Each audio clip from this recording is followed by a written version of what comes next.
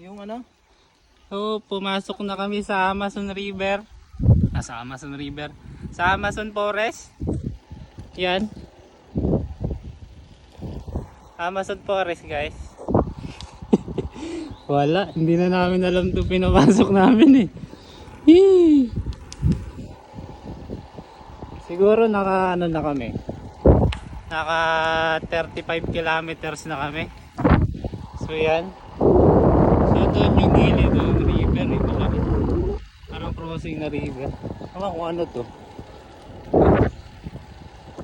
Let's go, let's go. River unlock.